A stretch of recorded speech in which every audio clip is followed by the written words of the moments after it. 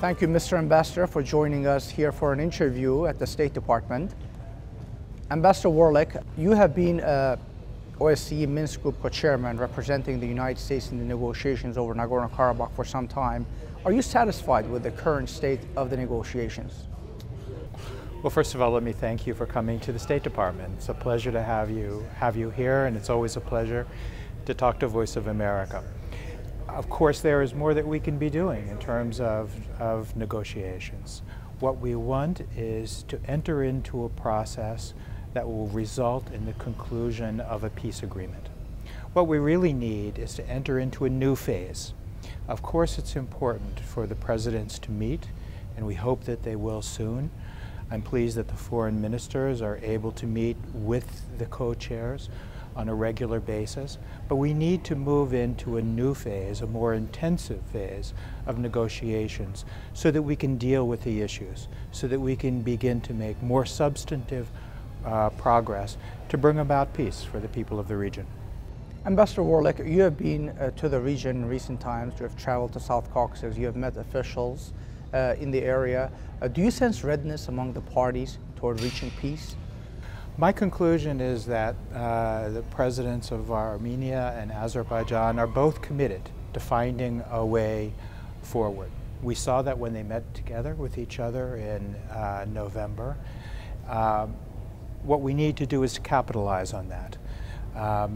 It's been 20 years of discussions, but I do believe that now is the time for the presidents to come together and to take that step necessary to bring about peace in the region. And my meetings with them, privately with the co-chairs, I'm convinced that both presidents are ready to take that step that will be so important for bringing about prosperity.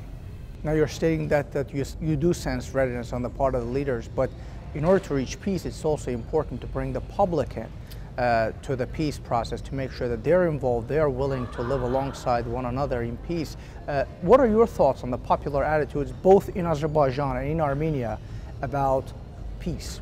Well, I think people are tired of 20 years of war. They know that there are extraordinary resources that are being spent, financial and personal resources that are being spent. And this war costs the region. It costs Armenia and Azerbaijan. I believe that the people are ready for a new era of prosperity. Now, of course, all of the details, the people need to understand that this isn't easy, that this is a difficult process ahead, but I believe working with the governments that we can also send a message to the people that now is the time to move forward with a lasting peace. Now, there have been some meetings between the presidents of Armenia and Azerbaijan. There have been some contacts between the officials, the leaders, but there's also been periodic, systematic violations of ceasefire alongside the contact line.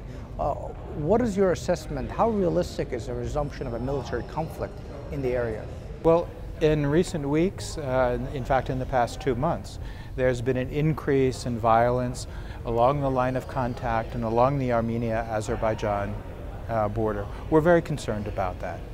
The loss of a single life is something to be worried about, but this increase in violence does not provide an atmosphere where both sides can work together productively for peace.